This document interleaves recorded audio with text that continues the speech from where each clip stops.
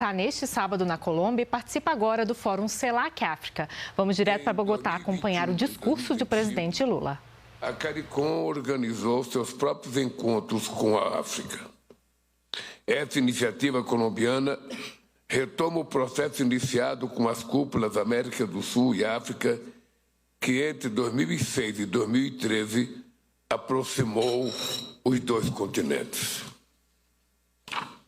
A União Africana é fonte de inspiração para a integração na nossa região.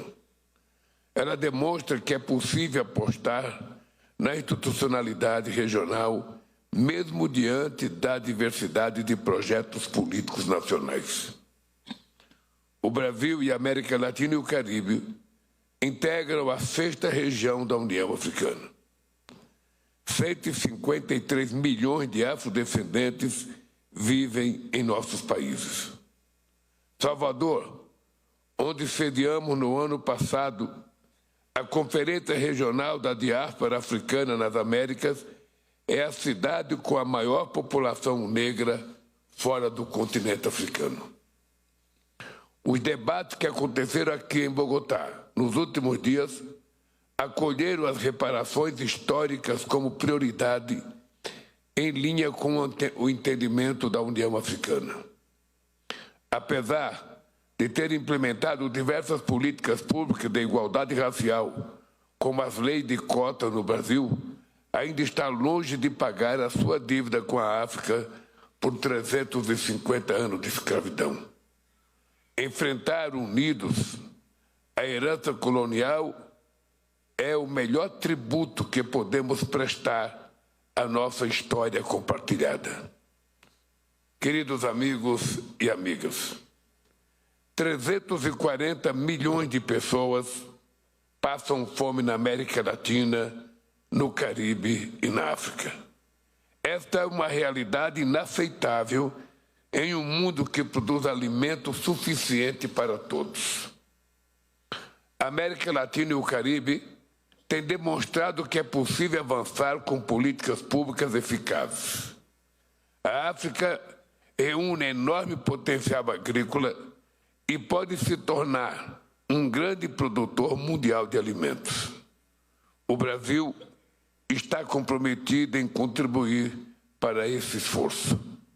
A empresa brasileira de pesquisa agropecuária, Embrapa, retornou ao continente africano com um escritório de cooperação em Addis Abeba. No ano passado, realizamos em Brasília o 2º diálogo Brasil-África sobre segurança alimentar, combate à fome e desenvolvimento rural. Desse mesmo espírito de solidariedade nasceu a Aliança Global contra a Fome e a Pobreza. Lançada no G20, a iniciativa já conta com a adesão de 103 países. A segunda vertente é o enfrentamento à mudança do clima e a preservação do meio ambiente. Egito e Brasil sediaram recentemente COPs do clima. Em breve será a vez da Etiópia. Apesar de não sermos historicamente responsáveis pelo aquecimento global, somos os mais afetados por eventos climáticos extremos.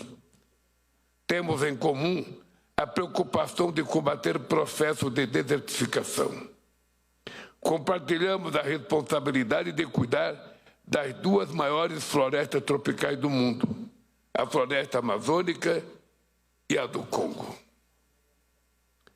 Cooperamos em diversos fóruns para combater os crimes ambientais, que já são a 3ª maior fonte de recursos para o crime organizado. Trabalhamos juntos para a operacionalização do Fundo Floresta Tropicais para Sempre. Essa iniciativa já mobilizou quase 7 bilhões de dólares. Não se trata de doações. Os lucros gerados pelo TFFF serão repartidos entre os países de florestas tropicais e os investidores. A ciência já provou que sem uma transição para economias de baixo carbono não será possível evitar a crise climática. Por isso, a transição energética também deve ser um dos eixos de ação conjunta. Nosso enorme potencial para a produção de energia limpa, de fonte solar, eólica e hídrica, ainda contrasta com o acesso precário à eletricidade em muitas partes do nosso continente. A formação de um mercado internacional de biocombustíveis abre oportunidade de desenvolvimento local e viabiliza a descarbonização da economia. Nossos países também possuem importantes reservas de minerais críticos que desempenham um papel estratégico na transição para economias de baixo carbono. A cooperação entre os países detentores desses recursos minerais será vital para conseguir agregar valor em nossos próprios territórios e evitar investidas neoextrativistas. Nossos continentes não podem ficar para trás no aproveitamento dos benefícios que a inteligência artificial pode gerar em matéria de agricultura, saúde, educação e segurança. Esse desafio deve ser mais uma vertente estratégica do relacionamento. Investimentos em infraestrutura digital serão chave para superar carências crônicas de nossas regiões em matéria de alta tecnologia. Temos uma juventude pujante, energia barata e os recursos estratégicos necessários. Para dar esse salto tecnológico, compartilhamos a necessidade de fortalecer capacidades endógenas em governança de dados, infraestrutura digital e qualificação de recursos humanos. O Plano Brasileiro de Inteligência Artificial contempla 2 linhas de financiamento para a cooperação com a África e a América Latina. São 20 milhões de dólares para financiamento de projetos conjuntos e 10 milhões de dólares para o uso de infraestrutura de inteligência artificial brasileira. Precisamos de um modelo de cooperação que alinhe governança digital e respeito aos direitos fundamentais, fortalecendo nossa soberania. A regulação do mundo virtual não é um mecanismo de controle, é, antes de tudo, um instrumento de inclusão e proteção das pessoas. Para enfrentar discursos de ódio, desinformação, pornografia infantil e misoginia, o Brasil está atualizando sua legislação. Aprovamos recentemente o Estatuto Digital da Criança e do Adolescente para manter nossas crianças protegidas também no mundo virtual. As trocas comerciais e os fluxos de investimentos conferem lastros às relações políticas entre os países. Por isso, deve ser outro eixo infraestrutura do relacionamento. A África é um continente de grande dinamismo, impulsionado por uma população jovem e pela rápida urbanização. A Zona de Livre Comércio Continental Africana, que entrou em vigor em 2021, é a maior do mundo. Abrange 1,3 bilhões de pessoas e tem PIB combinado de 3,4 trilhões de dólares. O Mercosul já conta com um acordo de livre comércio com o Egito e com um acordo de comércio preferencial com a União Aduaneira da África Austral. É estratégico estender e aprofundar essas iniciativas. A construção de sinergias, o Banco Interamericano de Desenvolvimento e o Banco Africano de Desenvolvimento é imprescindível para ampliar o financiamento, a proteção conjuntos. Senhoras e senhores, nossos continentes congregam quase a metade dos países do mundo e 1/4 da população mundial. Mas ainda somos penalizados por uma ordem desigual, estabelecida enquanto o colonialismo e o apartheid prevaleciam em muitas partes do mundo. Não faz sentido que a América Latina e a África não tenham apresentação adequada no Conselho de Segurança da ONU. As guerras na Ucrânia, em Gaza, no Irã, e tantos outros conflitos nos afastam do caminho do desenvolvimento. Geram efeitos econômicos, sociais e políticos no mundo todo. Aumenta os preços da energia e dos alimentos. Precisamos manter o Atlântico Sul livre de disputas geopolíticas alheias. Esse é o objetivo da reunião ministerial da Zona de Paz e Cooperação do Atlântico Sul, que o Brasil organizará em 9 de abril. O Brasil, a América Latina e o Caribe caminham lado ao lado da África em diversas iniciativas multilaterais. Lutamos pela renovação por mais 10 anos da década internacional dos afrodescendentes, de 2025 a 2034, e pela elaboração de uma declaração dos direitos humanos das pessoas afrodescendentes. O Brasil apoia a resolução do Grupo Africano na Assembleia Geral da ONU, que declara que o tráfico dos africanos escravizados como um dos mais graves crimes contra a humanidade. A reforma da ONU, a reforma da Organização Mundial do Comércio, hoje presidida pela nigeriana Ngozi Okonjo, é imprescindível e urgente. Sem atuação coesa do Sul Global, a próxima ministerial da OMC no Camerun corre o risco de cristalizar um cenário de paralisia que joga contra o comércio baseado em regras multilateralmente estabelecidas. Minhas amigas e meus amigos, a ponte entre nossas regiões não é feita apenas de acordos e declarações. Ela é feita de pessoas, de uma diáspora que nos une. O geógrafo brasileiro Newton Santos nos ensinou que o território não é apenas chão, mas sim história viva. A América Latina e Caribe e a África do Sul são um mesmo território existencial, marcado pela resistência, pela luta e por muita dignidade. Meus amigos e minhas amigas, eu não queria perder a oportunidade de dizer para vocês que eu estou extremamente preocupado com o que está acontecendo no mundo de hoje. É importante que a gente não esqueça nunca que o mundo de hoje está vivendo a maior concentração de conflitos desde a Segunda Guerra Mundial.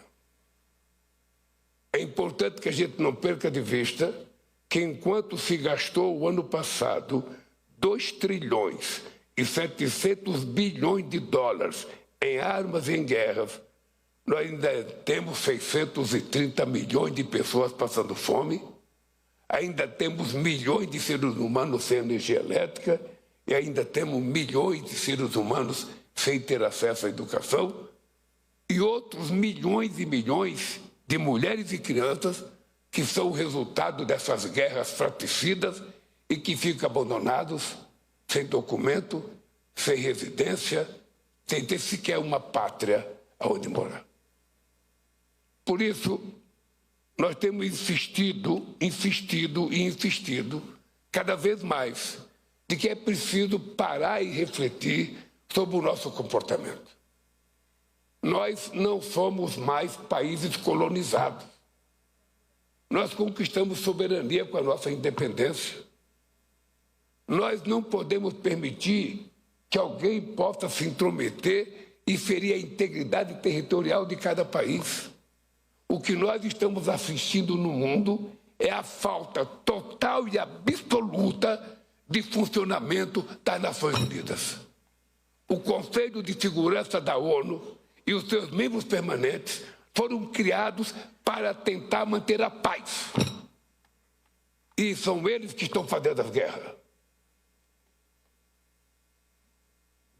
E quando é que a gente vai tomar uma atitude para não permitir, que os países mais poderosos se achem dono dos países mais frágeis? Quando é que a ONU vai convocar uma reunião extraordinária para que a gente decida qual é o papel dos membros do Conselho de Segurança? Por que não se renova? Por que não se coloca mais países representando o Conselho de Segurança da ONU? Eu estou, como ser humano, como democrata e como presidente do Brasil, indignado com a passividade dos membros de segurança que não foram capazes de resolver o problema na faixa de Gaza, não foram capazes de resolver o problema no Iraque, não foram capazes de resolver o problema na Líbia, não foram capazes de resolver o problema na Ucrânia, não foram capazes de resolver o problema no Irã. Ou seja, e tudo se resolve por guerra. Ou seja, quem tem mais canhão, quem tem mais navio, quem tem mais avião, quem tem mais dinheiro, se acha dono do mundo. Quando é que nós vamos dizer que isso não é normal? Quando é que nós vamos dizer, sabe, de que nós queremos voltar a ter uma relação civilizada entre as nações, que nós não vamos permitir o fim do multilateralismo e que a gente vai garantir que somente a paz é que pode fazer com que o mundo pobre possa se desenvolver? O que constrói uma guerra, a não ser mortos e destruição? E quando é que nós vamos reagir? Eu queria dizer para vocês que em 2010, eu fui a Teherã, junto com o presidente da Turquia, para convencer o governo do Irã de que ele não poderia enriquecer o urânio para fazer armas nucleares. E fui dizer para a autoridade no Irã, ao Khamenei e ao Ahmadinejad, de que a gente aceitaria que eles enriquecessem o urânio na proporção que o Brasil enriquece o urânio para fins pacíficos, para fins científicos. Fizemos um acordo. Esse acordo, quando foi publicado, ao invés dos países europeus e dos Estados Unidos aceitarem o acordo, eles aumentaram o bloqueio ao Irã. E é muito engraçado, isso já foi publicado na imprensa, não é segredo para ninguém. Eu tinha recebido uma carta do companheiro Obama, dizendo que se o Ahmadinejad concordasse com aquele acordo, estava tudo certo. Pois nós fizemos da Ahmadinejad assinar o acordo tal qual estava a carta do Obama. Para minha surpresa, quando foi publicado o acordo, tanto a Europa quanto os Estados Unidos, sabe, aumentaram o bloqueio. Depois de alguns anos, foram fazer um outro acordo, pior do que aquele que a gente tinha feito. E agora se invadiu o Irã a pretexto de que o Irã estava construindo bomba nuclear. Cadê as armas químicas do Saddam Hussein?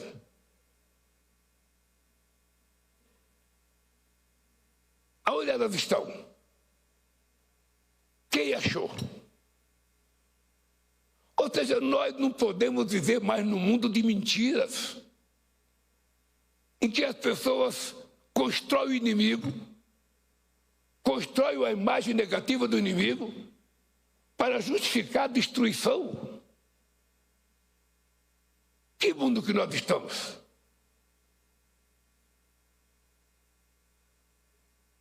Eu ouvi o representante de Moçambique falar nos minerais críticos e nas terras raras. Aqui, nesse plenário, todo mundo tem experiência de que o seu país já foi saqueado em tudo que é ouro que tinha, em tudo que é prata que tinha, em tudo que é diamante que tinha, em tudo que é minério que tinha. Depois de levarem tudo que a gente tinha, agora eles querem ser dono dos minerais críticos e das terras raras que nós temos. Eu estou vendo a Bolívia ali, estou vendo o chanceler da Bolívia. Ou seja, já levaram quase tudo da Bolívia. Agora que a Bolívia tem minérios críticos, é a chance da Bolívia, é a chance da África, é a chance da América Latina não aceitar ser apenas exportador de minerais para eles. Ou seja, quem quiser que venha se instalar e produzir no país para que a gente tenha a chance de desenvolver os nossos países. Nós já fomos colonizados, fizemos luta pela independência, já conquistamos democracia, já perdemos democracia. Agora nós estão querendo nos colonizar outra vez. Então, companheiros e companheiras, eu não poderia ter faltado nessa reunião. Eu cheguei aqui 2 horas da madrugada para fazer essa reunião. Porque é preciso que a gente levante a cabeça. Não é possível alguém achar que é dono dos outros países. O que estão fazendo com Cuba agora? O que fizeram com a Venezuela? O que estão fazendo? Isso é democrático? Em que parágrafo, em que artigo da Carta da ONU está dito que um presidente de um país pode invadir o outro? Em que documento do mundo está dito isso? Nem da Bíblia. Não existe nada que permita isso aconteça. É a utilização da força e do poder para nos colonizar outra vez. Ou seja, nós não teremos chances agora que nós descobrimos que temos terras raras, que descobrimos que temos minerais críticos. Agora que a gente pode aspirar e dar um salto de qualidade na produção de combustíveis alternativos. Ou seja, é preciso que a gente possa gritar alto e bom som para não permitir que, sabe, aconteça em outros países o que já aconteceu em Gaza recentemente. Ou seja, eu não esqueço nunca, meus amigos e minhas amigas, que em dezembro de 2002 eu já tinha sido eleito presidente da República do Brasil e o presidente Bush me convidou para ir a Washington para conversar com ele. Eu não tinha assumido a presidência ainda. E ele queria que eu fosse participar da guerra do Iraque. Eu disse para ele, mas presidente, eu não conheço Saddam Hussein. O Iraque fica a 14 mil quilômetros do meu país. Eu nunca fui no Iraque. Por que fazer guerra com ele? Por que destruir para reconstruir? Porque na época me ofereceram, se você participar da guerra, as empresas brasileiras vão ajudar a reconstruir o Iraque. Ora, por que eu vou destruir para reconstruir? Se está construído, deixa o que está construído. Eu disse para ele, presidente Bush, eu não participo da guerra do Irã. A minha guerra é contra a fome de 54 milhões de brasileiros que não têm o que comer. E essa guerra eu vou vencer. E venci a guerra. Em 2014, acabamos com a fome no Brasil. Hoje, quando eu votei a presidência da República, já tinha 33 milhões de pessoas passando fome outra vez. Em apenas 2 anos e meio. Nós outra vez tiramos 33 milhões de pessoas da fome. Essa guerra que nós temos que fazer para acabar com a fome na África, na América Latina, acabar com o analfabetismo, acabar com a falta de energia elétrica, é essa guerra que nós temos que fazer. Por isso, me perdoe, querida vice-presidenta, eu não poderia deixar de falar isso, porque nós estamos perdendo o direito de nos indignarmos. Estamos perdendo o direito. Vocês acham que eu quero guerra contra alguém? Eu não quero guerra com ninguém. Nem com a menor ilha do mundo, nem com a menor ilha do mundo, e muito menos com os Estados Unidos, com a China, com a Rússia. Eu quero é argumentar. Eu quero é construir narrativas. Porque somente com narrativas é que a gente vai dizer e a gente vai construir um mundo para que os nossos filhos, nossos netos possam acreditar que valeu a pena a gente ser governo do país que a gente nasceu. Muito obrigado, gente.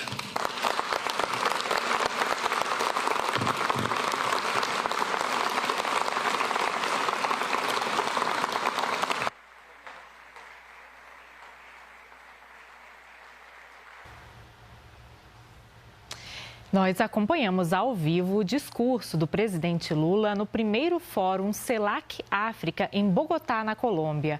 O encontro reúne líderes da América Latina, do Caribe e do continente africano, que discutem oportunidades de cooperação, comércio, investimentos entre os países dessas regiões.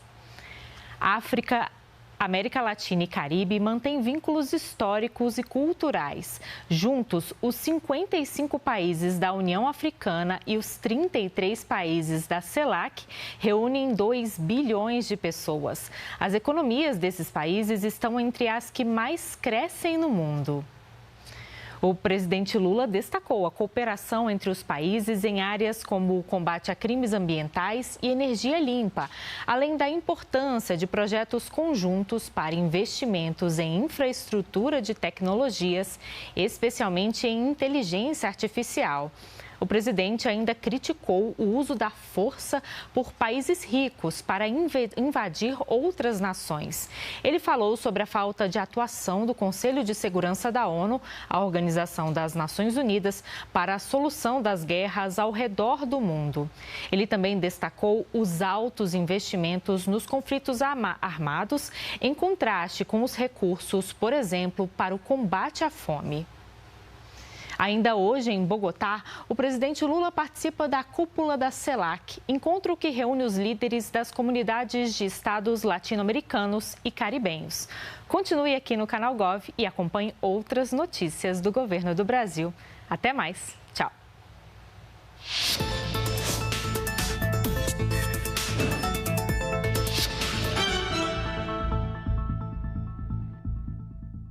Quer ver o governo federal em ação?